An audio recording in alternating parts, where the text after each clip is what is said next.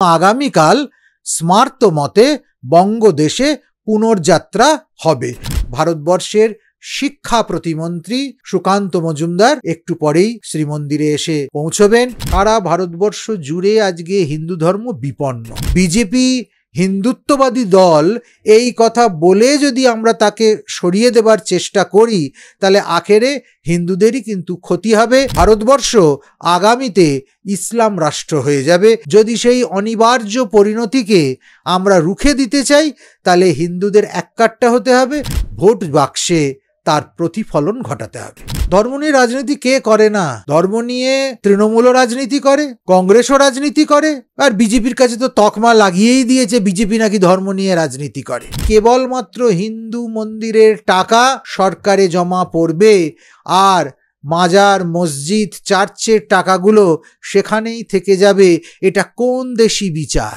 যদি এখানে বাইবেল পড়ানো যায়, কোরআন পড়ানো যায়, তাহলে গীতা নয় কেন? এটা ধর্ম নিয়ে রাজনীতি করা নয়। সব পাখিতেই মাছ খায়, মাছরাঙারই দোষ। এখন দোষ হচ্ছে শুধু বিজেপির। আজকে এখানে উল্টো রথ না, কিন্তু পুরীতে আমরা জানি আজকে উল্টো রথ হচ্ছে। আসলে এবার দুটো মতে আলাদা আলাদাভাবে উল্টো রথ পড়েছে। একটা উৎকল মত আর একটা স্মার্ত মত। উৎকল মতে উৎকলে উড়িষ্যায় আজকে পুনর্যাত্রা বা বাহুড়া যাত্রা, কিন্তু স্মার্ত মতে বাহুড়া যাত্রা আগামীকাল। যেহেতু এটা বঙ্গদেশ, এটা উৎকল প্রদেশ নয়, তাই বঙ্গদেশের যে নিজস্ব স্মৃতি, যে স্মৃতি অনুযায়ী, সেই স্মৃতিশাস্ত্র অনুযায়ী আগামীকাল 16ই জুলাই উল্টো রথ বা বাহুড়া যাত্রা বা জগন্নাথ দেবের পুনর্যাত্রা। আজকে বিকেল পর্যন্ত নবমী তিথি আছে। যেহেতু সূর্যোদয়ে আজকে নবমী থাকছে, তাই আজকে সারা দিনটাই নবমীর মান্যতা। আগামীকাল সকালবেলা দশমী থাকবে এবং আগামীকালের সূর্যোদয়ে দশমী পাবে। সেই জন্য আগামীকাল স্মার্ত মতে বঙ্গদেশে পুনর্যাত্রা হবে। আর উৎকলের যে মত, সেটা উৎকলের নিজস্ব স্মৃতি আছে, যে স্মৃতি উড়িষ্যা প্রদেশে চলে। উড়িষ্যার পূজা পাঠ উৎকল স্মৃতি অনুযায়ী নির্বাহ হয়। সেই দিক থেকে দেখতে গেলে উৎকলে আজকে পুনর্যাত্রা। যে দেশের অধিবাসী সে সেই দেশের স্মৃতি অনুযায়ী ধর্মকৃত্য করবে, এটাই ধর্মশাস্ত্রের ব্যবস্থা। সেই অনুযায়ী আগামীকাল বঙ্গদেশে পুনর্যাত্রা স্মার্ত মতে। আচ্ছা, আমরা এই বছর যেমন দেখলাম যে নানান তিথির মধ্যে যেমন অনেক ফারাক রয়েছে, তেমনি পাশাপাশি গতকালে আমরা দেখেছি যে পুরীর রত্নভাণ্ডার খোলা হয়েছে এত বছর পরে। পুরীর রত্নভাণ্ডারের দুটো ভাগ, একটা বাহার ভাণ্ডার, একটা ভিতর ভাণ্ডার। বাহার ভাণ্ডারটা খোলাই ছিল, যেখানে প্রভুর বেশের অলঙ্কারগুলো রাখা থাকে, প্রভুর শ্রীপায়ার, শ্রীভুজ রক্ষিত থাকে। কিন্তু তার ভিতরে আরও একটি প্রকোষ্ঠ আছে। এখানে মোটামুটি 7টা গুপ্ত কক্ষ আছে। সেইখানে শয়ে শয়ে বছর ধরে, হাজার হাজার বছর ধরে বিভিন্ন রাজরাজরারা, ভক্তরা প্রভুকে যে সমস্ত উপঢৌকন, উপকরণ, অলঙ্কার তারা দিয়েছেন, সেই সমস্তগুলো কিন্তু এখানে রক্ষিত থাকে। এবং এই অলঙ্কারগুলো, এই সমস্ত উপঢৌকনগুলো সাধারণত সব সময় ব্যবহার করা হয় না। বিশেষ বিশেষ উৎসব উপলক্ষে এগুলো ব্যবহার করা হতো। যেমন রঘুনাথ বেশ। এই রঘুনাথ বেশের সময় যে সারা মন্দির ব্যাপ্ত করে স্বর্ণ বিগ্রহ দিয়ে সাজানো হতো, প্রভুর বিশেষ বেশ হতো, সে সমস্ত গোটা রঘুনাথ বেশটাই এই ভিতর ভাণ্ডারে রাখা আছে, তার অধিকাংশটাই। এছাড়া বিভিন্ন রাজরাজরারা মন্দিরে এসেছেন, তারা বিভিন্ন দামি দামি মণি, মুক্তা, হিরে, মাণিক্য প্রভুকে প্রণামী দিয়েছেন, উপঢৌকন চড়িয়েছেন। বিভিন্ন সময় উড়িষ্যার দোর্দণ্ডশীল রাজারা অন্যান্য প্রতিবেশী রাজত্ব জয় করেছে, বিভিন্ন রাজ্য তারা জয় করেছে। সেই সমস্ত রাজাদের মাথার মুকুট তারা এনে জগন্নাথ দেবের চরণে সমর্পণ করেছে। সেই সব ঐতিহাসিক বহুমূল্য মুকুট টুকুটও ওই ভিতর ভাণ্ডারে রাখা আছে। যদিও কালকে ভাণ্ডার খোলা হয়েছে, কিন্তু শুধু খোলাই হয়েছে। খোলার পর দেখা গেছে যে বিভিন্ন জায়গা থেকে সেখানে জল পড়ছে, ভিতরটা জলে থই থই করছে, এবং 4খানা পিতলের সিন্দুক নিয়ে যাওয়া হয়েছে যাতে সেখানকার মণিমুক্ত অলঙ্কারগুলো তার মধ্যে তোলা হয়। তবে কালকে ওই দৃশ্য দেখে আর সমস্ত মণিমাণিক্য ওই সিন্ধুকে ভরবার সময় হয়নি। যে নির্ধারিত সময় জ্যোতিষ কর্তৃক নির্ধারিত 1:28 দুপুরের যে সময় ওখানে প্রবেশ করা হয়েছিল, তারপর ওই প্রাথমিক দেখাশোনা করতে করতেই সন্ধে 6টারও বেশি বেজে যায়। এই জন্য সিদ্ধান্ত করা হয় প্রভু ফিরে আসবার পর যখন রথের নীতিকান্তি সব শেষ হয়ে যাবে, প্রভু আবার নিশ্চিন্তে রত্নবেদিতে আসীন হবেন, সেই সময় পুনরায় ওই ভিতর ভাণ্ডার আবার খোলা হবে।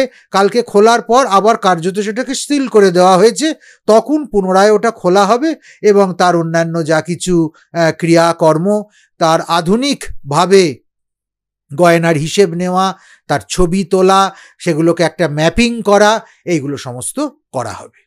আচ্ছা, আজকে আপনার এখানে যে অনুষ্ঠান চলছে, অনুষ্ঠান পর্ব চলছে এতদিন ধরে, আজকে তো সাংসদ সুকান্ত মজুমদার এখানে আসছেন, সেই বিষয়ে কি বলবেন? আজকে ব্রহ্মময়ী কালীবাড়ির 18তম রথযাত্রা বা ঘোষযাত্রার সবচেয়ে মহত্বপূর্ণ দিন। তার কারণ আজ নবমী তিথি। দশমীতে পুনর্যাত্রা বা উল্টো রথ হয়।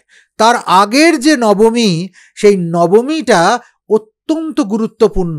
এই নবমীতে শ্রী ভগবানকে দর্শন করলে অযুতপূর্ণ লাভ হয়, অসীম অনন্ত পুণ্য লাভ হয়।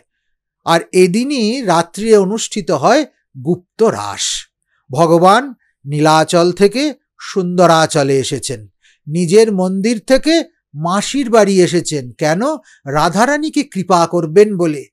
যখন তিনি নিজের মন্দিরে থাকেন তখন তিনি শ্রীদেবী এবং ভূদেবী, রুক্মিণী এবং সত্যভামা কর্তৃক সেবিত হন। কিন্তু গোয়ালিনী, চিরকালের প্রেয়সী রাধারানী, তার বুক ফেটে যায়। ভগবান তখন তাঁর সেবা গ্রহণ করবার জন্য মাসির বাড়ি আসার ছলে রাধারানীকে কৃপা করেন। আজকের রাতে সেই মহারাস অনুষ্ঠিত হবে।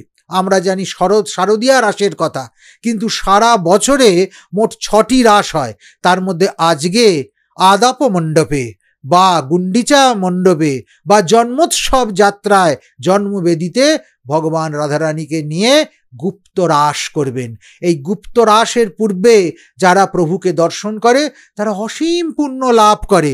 সেই পুণ্য লাভ প্রভুর চরণে আত্মনিবেদন, আত্মসমর্পণ করতে ভারতবর্ষের শিক্ষা প্রতিমন্ত্রী সুকান্ত মজুমদার একটু পরেই শ্রীমন্দিরে এসে পৌঁছবেন। সঙ্গে তার অন্যান্য ভক্তজনেরাও থাকবে। এ কদিনই কেউ না কেউ বিশিষ্ট জনেরা এসেছেন। ভক্তরা তো সবসময় রয়েছেন, যেমন নাগাল্যান্ডের মাননীয় মহামহিম রাজ্যপাল লা গণেশনজি এসেছেন। প্রথম ভারতবর্ষের লোকায়ুক্ত তিনি এসেছেন। তাছাড়া বহু এমএলএ, এমপি, আমাদের বীরভূমের অনুপ সাহা, ওখানকার বিধায়ক, এরকম প্রতিদিনই কেউ না কেউ আসছেন। অনেকে আসছেন, প্রতিদিনই বহুজন আসছেন। রাহুল সিনহা এসেছেন, দিলীপ ঘোষ এসেছেন, এছাড়াও সর্বরী এসেছে, সর্বরী আমার বোন, সর্বরী এসেছে। এরকম প্রতিদিনই বহু ভক্তের সমাগম হচ্ছে। বিশেষ করে রবীন্দ্রভারতী বিশ্ববিদ্যালয়ের সঙ্গীত, নৃত্য, কলা, এই রকম সমস্ত বিভাগের ছাত্রছাত্রীরা প্রত্যহ ইউনিভার্সিটির তত্ত্বাবধানে এখানে প্রভুকে নৃত্য সেবা করে দেখাচ্ছেন। বিখ্যাত নৃত্য গবেষক এবং কলা বিভাগের ডিন মহুয়া মুখার্জি নিজে এসে এখানে অনুষ্ঠান করে গেছেন প্রভুর সন্তুষ্টির জন্য। এছাড়া আরও বহু অধ্যাপক তাদের তত্ত্বাবধানে প্রভুর সেবা করছেন। প্রতিদিনই ভক্তদের নিয়ে, বিশিষ্টজনদের নিয়ে, সমাজের বিভিন্ন স্তরের গুণী মানুষদের নিয়ে 18তম ব্রহ্মময়ী কালীবাড়ির ঘোষযাত্রা সাড়ম্বরে পালিত হচ্ছে। আচ্ছা, একটু অন্য প্রসঙ্গে যাচ্ছি। ইতিমধ্যে গোটা দেশে উপনির্বাচন হয়েছে এবং যেহেতু ধর্ম নিয়ে প্রশ্ন উঠছে এখানে, যে বদ্রীনাথে সিট হারিয়েছে বিজেপি এবং কংগ্রেস সেখানে আবার ফিরে তাদের পদে এসেছে, এবং এই বিষয় নিয়ে বিজেপিকে অযোগ্য বলা হচ্ছে। যে বদ্রী যে অযোধ্যার সঙ্গে তুলনা করে এটা বলা হচ্ছে যে অযোধ্যাতে যেমন সিট হারিয়েছে বদ্রীনাথেও সিট হারালো। আসলে ধর্মের সঙ্গে এগুলোকে সরাসরি যুক্ত করে দেওয়াটা ঠিক নয়। তার একটাই কারণ, যখন বিশেষ করে অযোধ্যায় এত অসন্তোষ হবার কারণ, অযোধ্যায় যে বিরাট বিমানবন্দরটা তৈরি হয়েছে তড়িঘড়ি, সেই বিমানবন্দরের জমি সেখানকার স্থানীয় মানুষদের থেকেই নিতে হয়েছে। তাতে হয়তো সবার সহমতি ছিল না, বা তারা যে টাকা পেয়েছে সেই টাকায় হয়তো তারা সন্তুষ্ট হতে পারেনি, এই জন্য একটা তৎসাময়িক প্রভাব পড়েছে। কিন্তু আমি নিজে রাম মন্দির প্রতিষ্ঠার সময় সেখানে উপস্থিত ছিলাম এবং তার আশেপাশেটাও দেখেছি।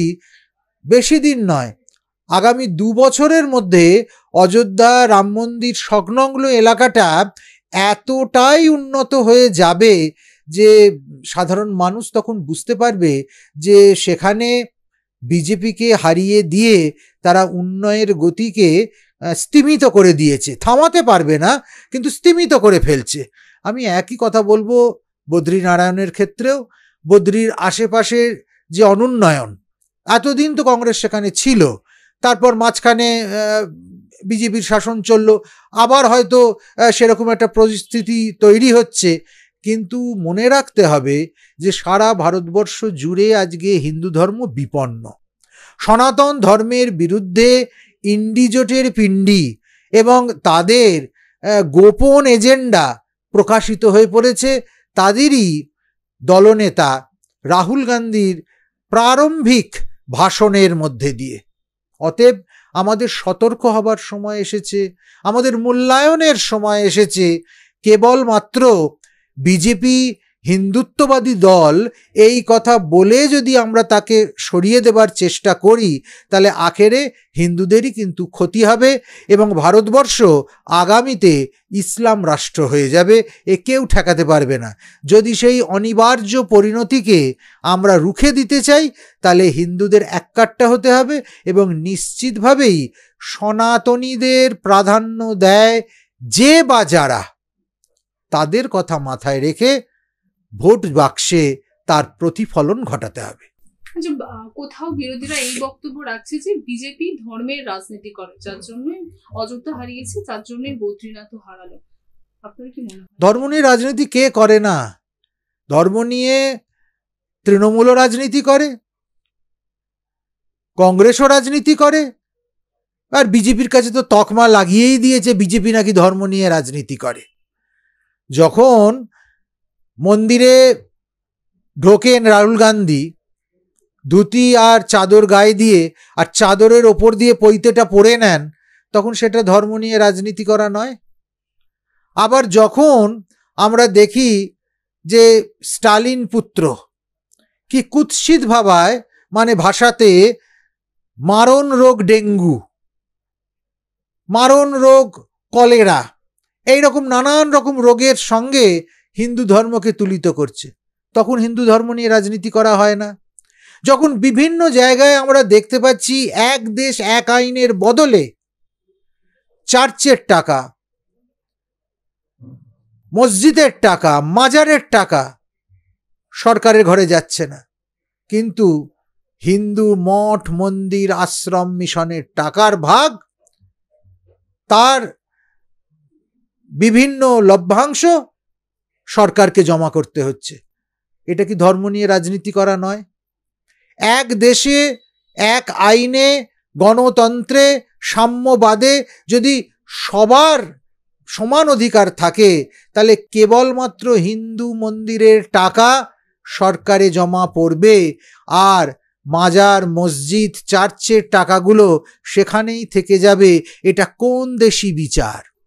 কি এই সনাতন ধর্মের দেশ ভারতবর্ষ, সেখানে কোনো সরকারি প্রতিষ্ঠানে স্কুল কলেজে গীতা পড়ানো যাবে না, রামায়ণ মহাভারত পড়ানো যাবে না, কিন্তু বাইবেল কোরআন পড়ানোয় বাধা নেই। এই যে আইন, এই যে একদেশদর্শী আইন, এটা ধর্ম নিয়ে রাজনীতি করা নয়। যদি এখানে বাইবেল পড়ানো যায়, কোরআন পড়ানো যায়, তাহলে গীতা নয় কেন?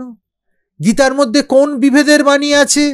যে গীতাকে সারা পৃথিবীর মানুষ শ্রেষ্ঠ ধর্মগ্রন্থ বলে মেনে নিয়েছে, সেই গীতার উদ্ভব ভূমিতে গীতা পড়ানো হবে না কেন? এই প্রশ্নের কি জবাব আছে? ফলে ধর্ম নিয়ে যে যেমন পারে সে তেমন রাজনীতি করে। শুধু দোষ হয় বিজেপির, শুধু দোষ হয় হিন্দুত্ববাদী দলের। একটা সেই চলতি কথা আছে, সব পাখিতেই মাছ খায়, মাছরাঙারই দোষ। এখন দোষ হচ্ছে শুধু বিজেপির।